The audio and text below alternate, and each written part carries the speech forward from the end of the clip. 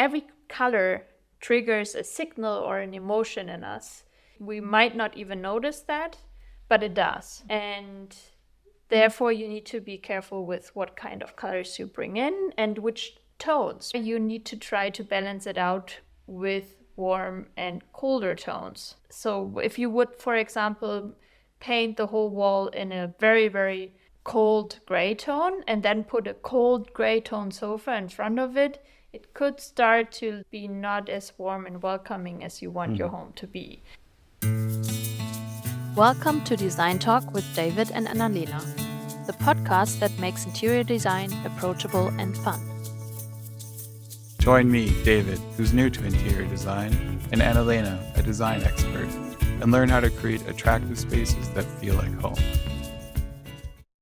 Hi everyone, it's David and Annalena. Hi! In today's episode, we want to talk to you about the color gray, which is so much more interesting than most people think. We'll talk about why Annalena chose gray as a summer color, why it's such a budget-friendly color, and how you can use different tones of gray to give your space a specific vibe that people will notice as soon as they enter it. Without further ado, please enjoy our episode on the underrated and multidimensional color of gray. So today we're talking about gray, and Annalena has lots of gray on. Even my nails. Even her nails. And she looks great. And I don't have a gray sweater, but I do have gray elbow pads on my shirt. So I'm slightly... And not inside quite, your hood is it True. called hood? Hood. Hood. Yeah.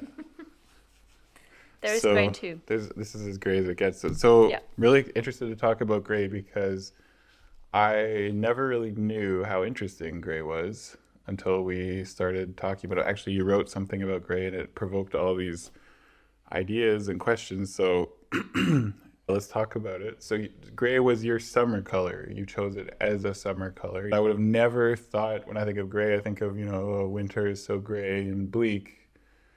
And so it just didn't occur to me that gray could be a summer color. And so tell me about that. Okay, so back then I chose gray as a summer color because I read an article from Pantone about gray being the color of the year.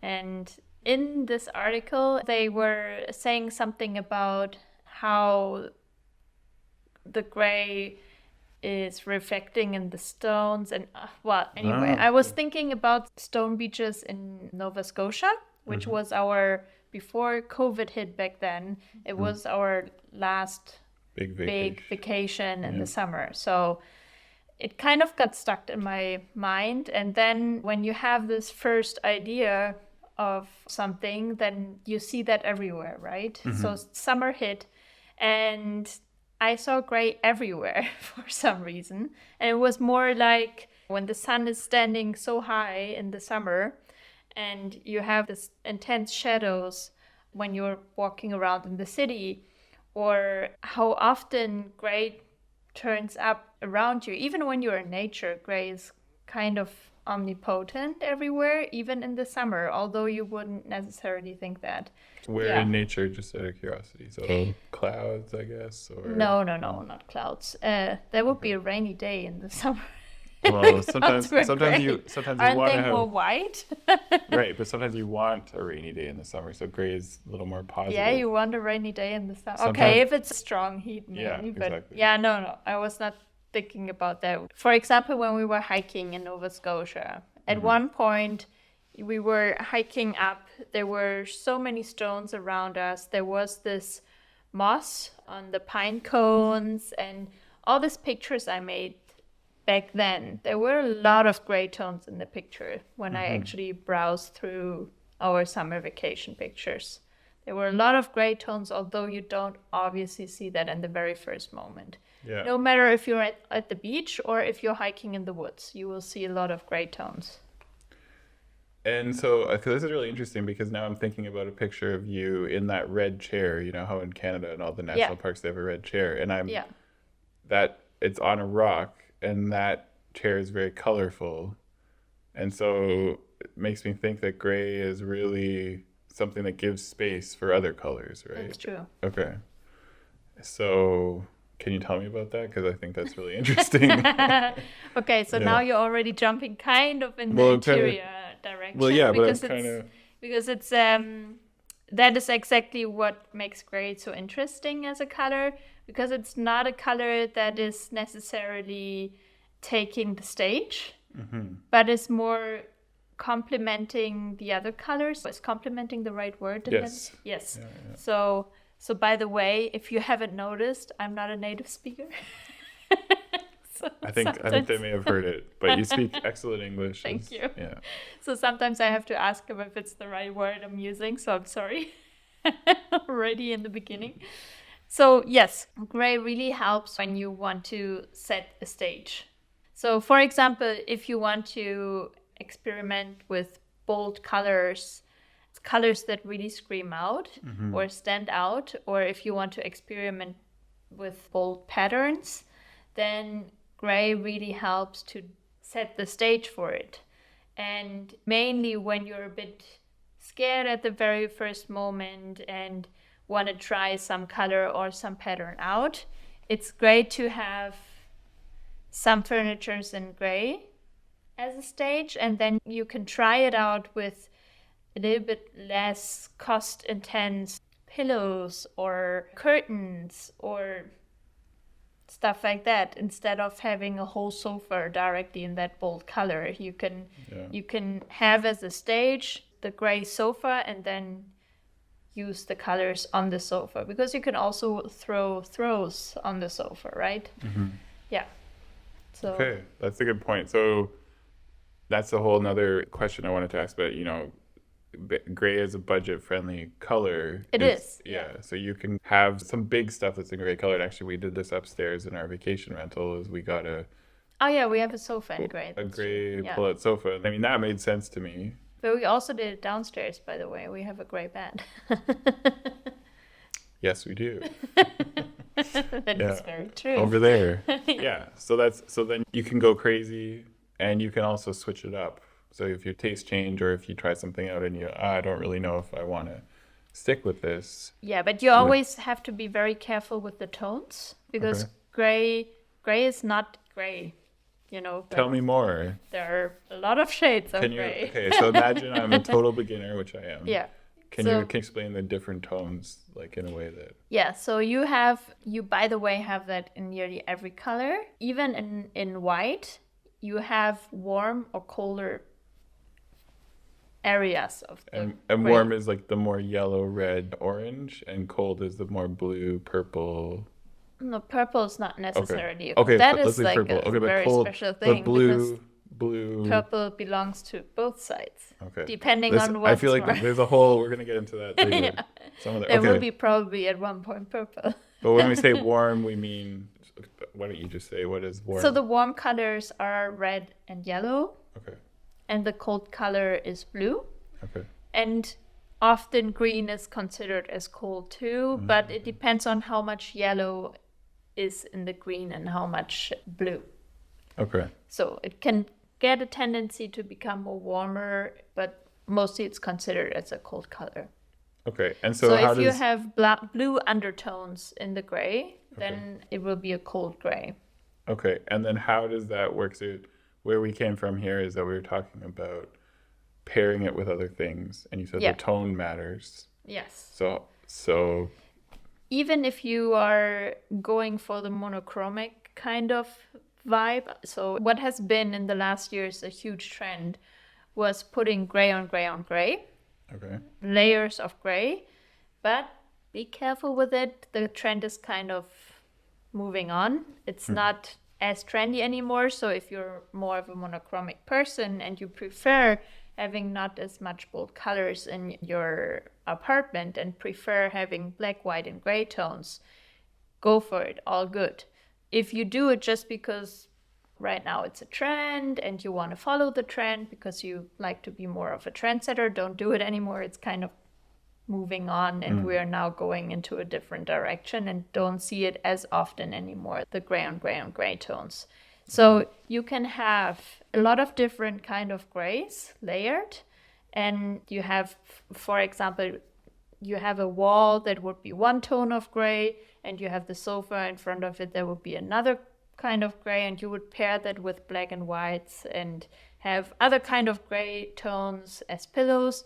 And even there, you need to try to balance it out with warm and colder tones. So if you would, for example, paint the whole wall in a very, very cold gray tone and then put a cold gray tone sofa in front of it, it could start to be not as warm and welcoming as you want your home to be.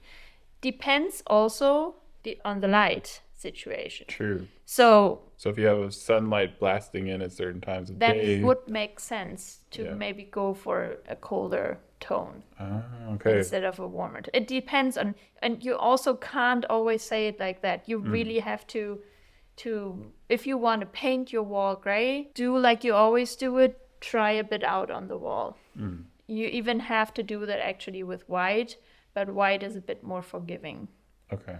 And gray still is also forgiving instead of other colors, but it's not as forgiving as white when you choose the wrong warmth. Okay. Interesting. The different warmth, I think that's something I'm sure we'll talk about more, because this is one of those things that when we talk about design stuff, and then there's like light bulbs that go off, and it's like obviously, but you just never thought about it. So we talked about gray sofas. Are there any other furniture that's a good idea? The bed you mentioned.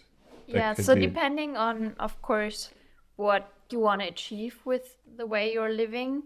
So if you're this more monochromatic person, so I would even go further and buy more furniture in gray. So when you say monochromatic, you're saying somebody who likes to have a room kind of all a similar color? Yes. So with that, I mean like people who tend to have more of a black and white theme going everywhere through. You have to balance black and white out with gray. You would always do that. You would consider gray as being the color in between the black and white, and so otherwise you look like Cruella de Vil. Yeah, I'm not sure if you want that. Although I just recently watched Where the Real Dogs Are in There, and her apartment looks kind of interesting. I think we gotta full on 90 vibes. Okay, we'll have to totally look into that. I don't have it. Maybe at one point we have to make like a movie interior review. We could. So do something. We could. I mean, this is cool. So, okay, so so monochromatic, I think it's monochromatic might be the word. I'm not sure. We'll have to look it up. But because this is not a word, it's an English word, but it's not a word I've ever used before. Okay. So, but the idea is that lots of black and white, and you have to have gray tones in between. Okay. Yeah. And then there was, as I said before, there was this trend where the gray was actually the main thing, and black and white was just on the side of it, accompanying the gray tones, because the gray tones were the hero, and the black and white was just like companions to the gray. Companion pieces. Okay. Yeah. So what about people that don't like the monochromatic? So they think, that's... Yes. So for them, it is, first of all, it is very often considered as a safe choice.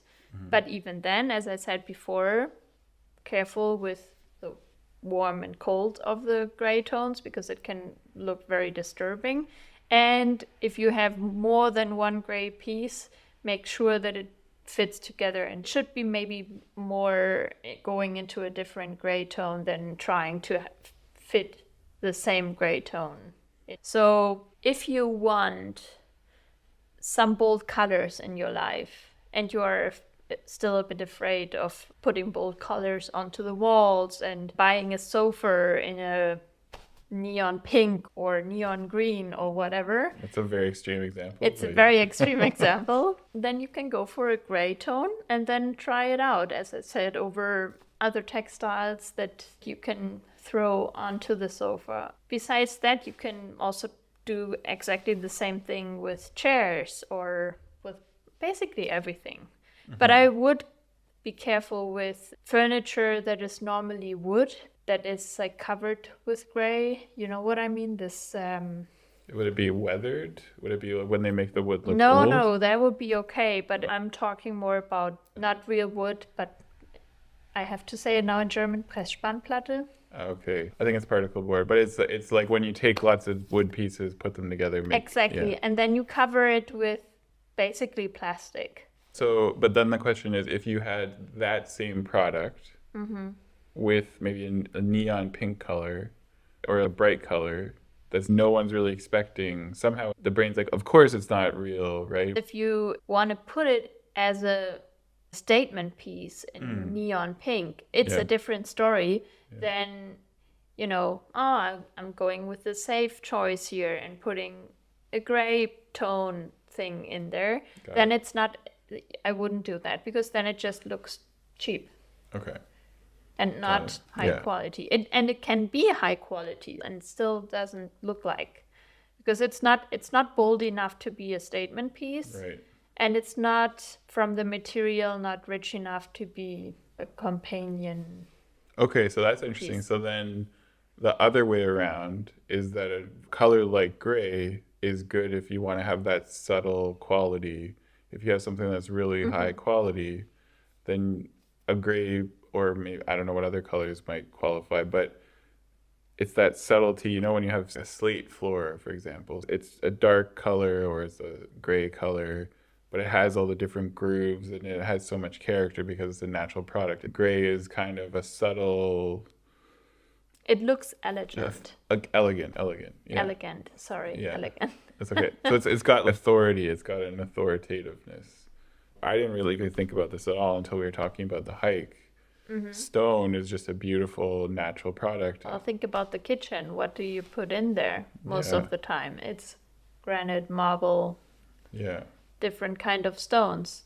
And there you play a lot with different gray tones very often. So another kind of avenue that I was really interested in is this idea in general that colors are associated with emotions or feelings, right? Yeah.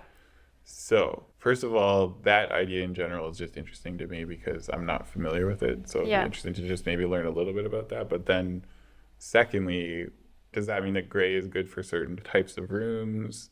Or if you spend certain times of day in a room, is it better to be like, I don't know, I'm just talk. I don't really know. I'm very curious. So first you wanted to know where the emotions that we are associating with a color, where that is coming from. Yeah, right? or what is So it? Yeah, how does this all it is so deeply rooted in us because you can already see that in nature happening, right? Colors gives out signals in nature, right? So True, yeah. look at flowers, right? They are sending out signals by, hey, look at me, I'm so attractive. Please come to me, little butterfly, by having certain colors that are popping up. While other animals or other plants don't want to be eaten, and for that are choosing a color that is already giving out the signal. I could be poisoned. For example, the mushroom. The red one with the white red, spots. yes. Yeah. You said before, probably if in the English-speaking world someone has to paint a poisonous mushroom, would paint exactly that one. Instead of the other ones, which are brown and look like, ooh, they are edible. This one is telling you right away, I'm not edible. Don't eat me. Don't even try. So there the red is telling, stop, right? While, for example, a red flower would say, hey, I'm so attractive. Please come to me, little butterfly, right? So that's already two signals in one color. And that is carried on also in our emotions, how we see colors. So we still use, for example, red for stop signs. Right. And so every color triggers a signal or an emotion in us. If we might not even notice that, but it does. And therefore you need to be careful with what kind of colors you bring in and which tones, because signal red is like, hello, here I am, and I'm the color in this room, and I don't allow any other color next to me. Yeah. While the dark red tone is more like, I'm here, I'm giving you warmth, and I carry the other colors with me.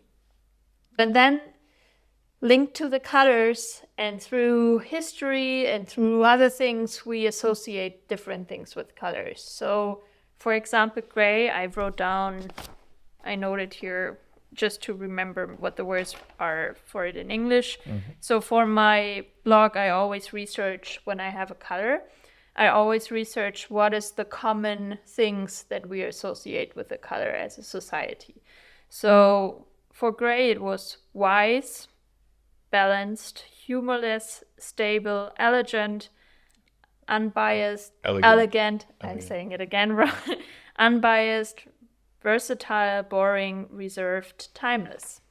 Timeless we actually already had. Yeah. That is a pretty good association because that we can use in interior design. But also the others are good to know what the room might look like to others when they are coming in. Is it more a room that is warm and welcoming, or is it maybe a room that through the color says, I'm elegant. I'm not necessarily the cozy, embracing room, but I'm very elegant, and here you can drink your champagne and have your oysters. So yeah, no, it's true. I mean, as you're saying these things, I'd like have it pictured in my mind what that room and it all fits together. Of course, what goes hand in hand with the color is the material you choose in your room. Of course, you can't just make that statement just from the color itself. It goes hand in hand with the materials you have. Do you have a lot of wood or more metal? How is the lighting situation?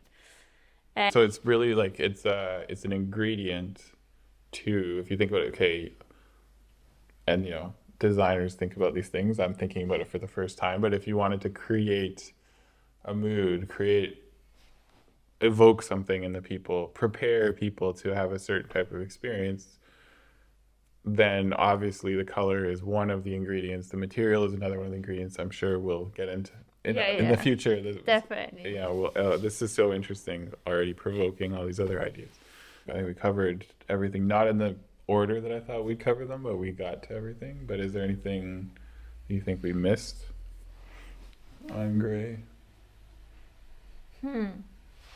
If we have anything. No, I think we got it. I think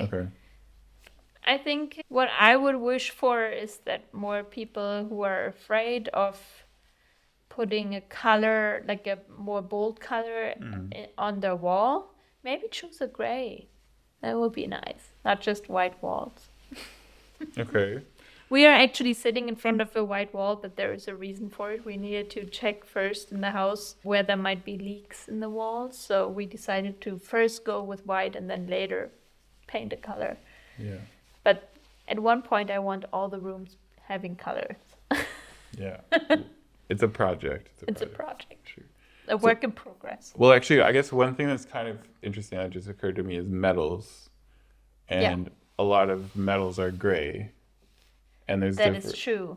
And maybe this is a whole nother topic. And you know what I find attractive actually is not putting a silver on gray because it's just the obvious solution.